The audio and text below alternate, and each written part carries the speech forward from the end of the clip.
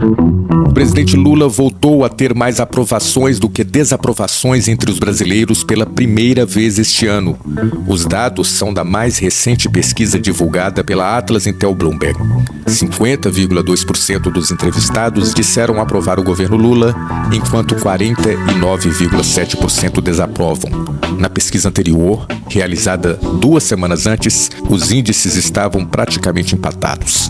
50,3% de reprovação e 49,7% de aprovação. Reparem neste gráfico como nos últimos meses a aprovação de Lula vem subindo gradual, mas ininterruptamente, acompanhada de uma tendência semelhante, mas de sinal invertido com relação à taxa daqueles que desaprovam o governo. Aliás, é a primeira vez, desde outubro do ano passado, que o saldo de aprovação do presidente fica positivo. A sondagem foi feita com 7.334 pessoas entre 25 e 28 de julho, com margem de erro de aproximadamente 1 ponto percentual. O aumento da popularidade de Lula parece estar relacionado à reação do governo brasileiro diante da ameaça de tarifas de importação impostas pelo presidente dos Estados Unidos, Donald Trump. O anúncio de uma tarifa de 50% sobre produtos brasileiros gerou uma onda de apoio ao governo, principalmente nas redes sociais, nas quais o discurso de defesa da soberania nacional encontrou eco em memes e vídeos, inclusive produzidos com inteligência artificial. Neste outro gráfico é possível perceber um movimento semelhante ao da aprovação pessoal de Lula, mas relacionado à avaliação do governo. A positiva vem subindo, enquanto a negativa cai gradualmente. Na nova pesquisa, 46,6% dos entrevistados avaliaram o governo como ótimo ou bom, um aumento de 3,2 pontos. Já a avaliação ruim ou péssimo recuou 1,2 para 48,2%. A Atlas Intel também mapeou os cenários eleitorais para as eleições presidenciais do ano que vem. Em todos os levantamentos, Lula aparece à frente dos demais concorrentes em disputas de primeiro e segundo turnos. No cenário contra Jair Bolsonaro, que é fundamental lembrar, está inelegível e não sairá candidato. Aliás, é muitíssimo provável que esteja preso ao longo do processo eleitoral. No cenário contra Bolsonaro, Lula vence 47,8 a 44,2. Veja no gráfico como os últimos meses foram bons para Lula e ruins para o ex-presidente, hoje inelegível. O mesmo ocorre com o governador paulista Tarcísio de Freitas. Repare como a diferença a favor de Lula subiu consideravelmente na pesquisa atual em relação à anterior.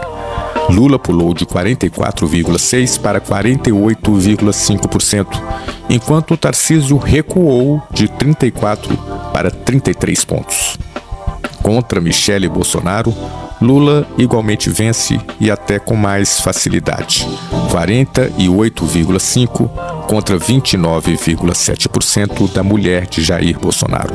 Os números favoráveis a Lula são coerentes com a parte da pesquisa que mede a imagem dos líderes políticos. Lula é o único que tem a imagem positiva maior do que a negativa. Veja neste gráfico como o atual presidente melhorou ao longo dos últimos meses e finalmente conseguiu ultrapassar o percentual de avaliação negativa da sua imagem. É o contrário do que ocorre com Jair Bolsonaro, como você pode notar neste outro gráfico. Em março, o líder da extrema-direita brasileira chegou praticamente a empatar entre imagem positiva e negativa, mas a partir dali só piorou. Atualmente tem 55% de imagem negativa ante 44% de positiva. Então a gente está vendo aí a boquinha do jacaré fechadinha e começando a formar o movimento de inversão, né? As coisas estarão ótimas para o governo quando essa parte de baixo, a azul, a mandíbula de baixo, passar para cima e o vermelho ficar para baixo, né? Aí a gente terá o saldo positivo. Eu acho que esse movimento vai continuar, né? Essa recuperação do presidente com a grande ajuda da família Bolsonaro, do governo de Trump, né? Agora, o governo já vinha se recuperando antes do tarifaço, se vocês se lembram, né? Por conta do ataque do Congresso, que derrubou o decreto do IOF, e o governo resistiu, foi ao Supremo e ganhou, e fez a campanha da justiça tributária, dos ricos pagarem mais imposto. Vocês se lembram que a esquerda, pela primeira vez, e o governo, pela primeira vez também, estavam em vantagem nas redes sociais. Ou seja, esse movimento de recuperação, ó, ele já vinha acontecendo. Você pode olhar aí no gráfico que essa tendência já estava dada, né, de fechar a boca do jacaré aí. Tanto aquele movimento anterior do Congresso contra o governo, e o governo se recuperou com o discurso da justiça tributária, aí outras medidas que o governo vem tomando, como o ataque dos Estados Unidos, né, com incentivo declarado indiscutível da família Bolsonaro, o Lula se recuperou como candidato, o governo melhorou sua aprovação, a aprovação ao modo de governar do presidente também melhorou, ou seja, choveu na horta do Lula. Mas também, mas também não, queremos dizer assim, choveu na horta do Lula, politicamente, no que pese os prejuízos para a economia brasileira, porque também, se os prejuízos forem grandes, isso vai sobrar para o governo, né? Então, não significa que o Lula, como faria um bolsonarista, está aplaudindo a desgraça, né? Ou seja, os efeitos nefastos sobre a economia brasileira. Ele não pode, pelo contrário, ele tem que trabalhar, como ele vem fazendo, ele e o governo todo, para reduzir os danos econômicos. Nesse momento, ele foi favorecido, né, por esse ataque externo, pela atuação do Trump e dos seus aliados bolsonaros.